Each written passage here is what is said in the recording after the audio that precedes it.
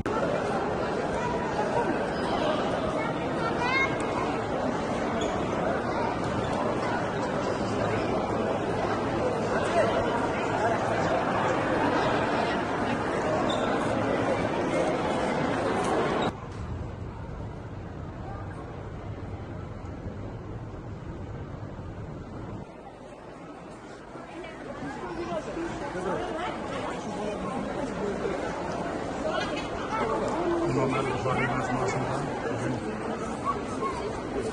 türlü millet mezarlarını ziyaret etmişken Türkler, Kırgızlar, Qo'shni respublikalardan, O'zbekistonning barcha viloyatlaridan ziyoratchilarga hujum Xudodan ko'p.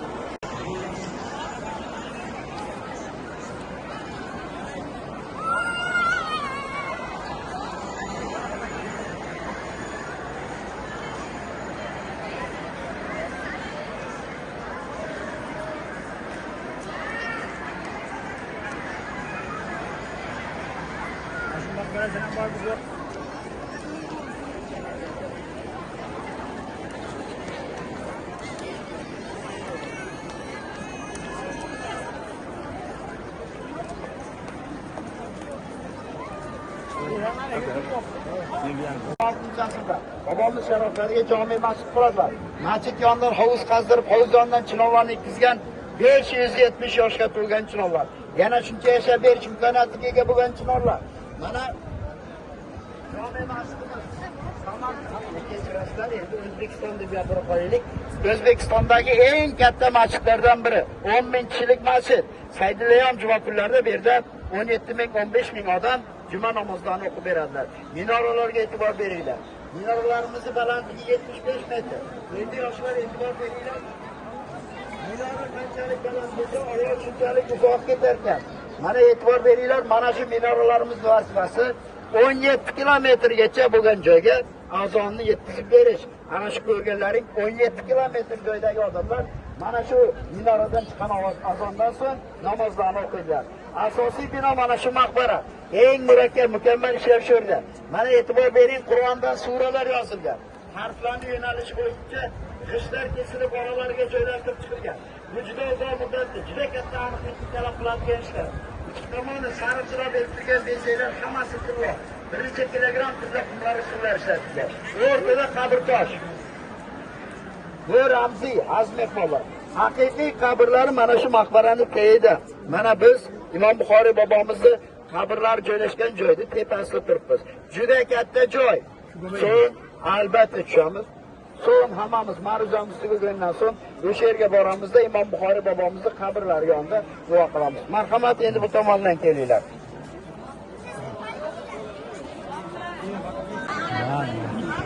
Mana shu yerda to'planamiz.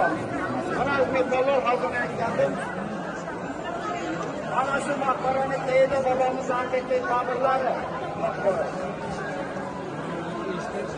Hozirgina aytdim, İmam Buxoriy bobomiz qabrlari mana shu maqbarani tagida. Hozir qisqagina ma'ruza qilamiz. Bu İmam Buxoriy bobomiz qabrlari yoniga borib, o'sha yerda İmam Buxoriy bobomiz qabrlari yonida duo qilamiz. Ahmad ismli akasi bo'lgan. Agar İmam Buxoriy 2 yoshida ko'zlari ojiz bo'lib qolgan, ko'rmay qolgan. Ota-ona Muhammadni tabiblarga ko'rsatadi, tabiblar davolab bo'lmasligini aytadi. Oradan 2-3 yil vaqt o'tib, İmam Buxoriy 4-5 yoshlar chamasi bo'lgan. Bir kuni onaizor har galgidek yarim kechasi tahajjud namozini o'qib, joynamoz ustida soatlab duo qiladi. Onaning ko'zlari o'sha joynamoz ustida uyquga ketar ekan, qarang. ona bir tush ko'radiki, tushlarda Ibrohim alayhissalom ayon beradi. Ey volida, seni Allohga qilgan duolaringni Alloh mustajab qildi. Ona qaraydi. 2 yoshida ko'zi ojiz bo'lgan Muhammad 4 yoshlarda bu yorug' dunyoni ko'ra boshlagan ekan. Manazlar o'shandan so'ng Imom Buxoriy Buxoroning oddiy madrasasida o'qigan bu inson 7-8 yoshlarida qori bo'lgan. Yoshligida otadan ajragan. 16 yoshida arab diyoriga ketadi. Bu kishi 40 yildan ziyod vaqt arab davlatlarida yurdi. Imom Buxoriy Kufa, Qohira, Misr, Makka, Madina, Hijoz, Shom, Mishopur, Basra eng ko'p yashagan joyi Makka bilan Madina bo'lgan. Imom Buxoriy arab diyorida 40 yildan ziyod vaqt yurib, 600 mingdan ziyod hadislarni to'plagan va ular ichidan 7275 ta sahih hadislarni ajratib, ularni kitob shakliga keltirgan. Az mehmonlar arablar butun unvonlar bergan. Qarang, 16 yoshida ketgan Imom Buxoriy 58 yoshida vatani Buxoroga kelsa, akasi ham, onasi ham olamdan o'tib ketgan bo'ladi.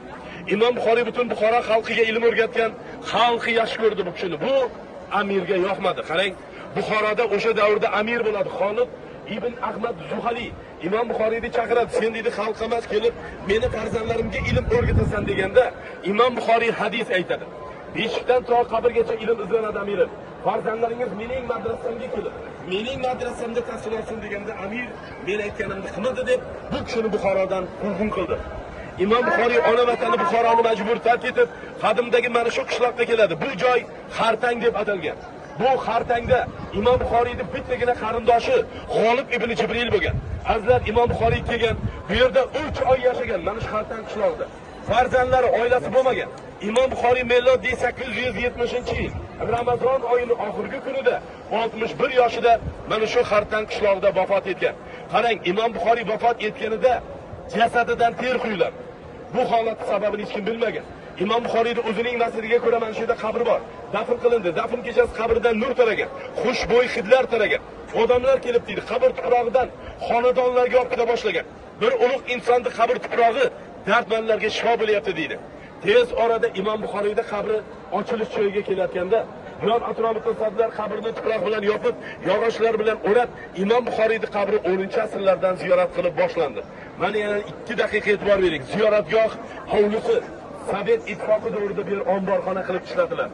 Bu yer dorixona, xarobalik, ko'chalar chang, yon o'sgan, mana bu tomon qamish xarobalik, manberlar yomg'ir yuvgan devor bilan o'ralgan. Mana shu atrofda bir 200 kishilik namozxona bor edi. 1956-yillar Indoneziya prezidenti Sukarno Moskvaga davlat ishi bilan borib, Moskvada Imom Buxoriyning qabrini ziyorat qilishligini so'raydi. Imom Buxoriy o'zi kim? Qabri qayerda? Hech kim bilmaydi. Topinglar deydi, O'zbekiston, Buxoro. Buxorodan topolmagan. Necha kun deganda mana shu yerdan topib qarasa xaroba. Mehmonni olib kelishga ruslar uyalar. Aytadi, o'lkamizda uzoq joyda ekan. U yerlarda samolyot qo'nadigan joy yo'q. O'zimizda mana Lenin mavzoley bor deganda Sukarno yig'ladi. Men piyoda bo'lsa ham boraman. Olib kelgan poyezdda majbur bo'lgan. 3,5 kun bu yerlarni tozalab qarang, 4-kuni kechasiga to'g'rilab olib kelgan. Indoneziya prezidenti xarobalikni ko'rmaydi, keladi chiqib ketadi. U kishi ko'chadan yalangoyoq kelgan. Hovliga kelganda emaklab keladi, qabr yoniga joynamoz to'shatib, tong otguncha yig'lab Qur'onni o'qiydi-da. Tong otib, xaroba joydaligini ko'rib yig'laydi musulmonlar. Shunday buyuk muhaddisning qabri abadiy qo'nim topgan joylari shu bo'ldimi? Beringlar bu yerdan men ochib ketaman. Qancha kilogramm qabr tuprog'i bilan olsam, agar tuproq tonna bo'lsa, vatanim hisobidan men sizlarga tonna tilla beraman deganda, O'rta Osiyo muftiysi Ziyoduddinxon Boboxonov bo'lgan Toshkentlik o'sha inson aytadi, agar siz olib ketadigan bo'lsangiz bizchi, o'zimizdan keyingi avlodlar so'rasa, nima deb javob qilamiz deb qabrda saqlab qoldi. Mehmonlar, shundan so'ng eski masjidlarimiz buzilib, mana shu ko'rib turganlaringiz, mana shu 5 yil mobaynida O'zbekiston, Turkiya, Hindiston, Pokistonni eng qo'lli ustalar tomonidan qurib bitkizildi. Maqbarani balandligi 27 metr. Mana bu toshlar zumrad toshlari, qarang, tilodan ham qimmat mana. Mana shu toshlar Hindiston ustalari mana shu joyga o'rnatdi. Az mehmonlar shular qildi. Mana o'sha ustalar Hindistondan-da, az mehmonlar Turkiyaliklar ko'tardi. O'zbekistonda hamma viloyatlardan eng qo'lli ustalar 5 yil mobaynida mehnat qildi. Mana azlar ziyoratga keldilaringiz, hadis bilan Qala Rasululloh sollallohu alayhi vasallam ad-duo muxlibat, ibodatning mag'zi bu duolarimiz ekan. Iltimos 1 minutga telefonlarni to'xtatib turamiz. Videoga Erondan kelgan bu yog'ochdan emas, ular marvarid neden mırmırminadan var, taşlardan var. Erondan kelganlar var. Şuradaki örelerden hammasi Erondan kelgan. Şimdi de hediye qilib kelgan. Hacimde diyorlar. Ve taş koyuncusundan yağaç koşuyor değil mi? Yağaç koşuyor taş koyuncusundan. Yatlar karada yağaç kokuyor. Hemmesi mermer taştan bulunur.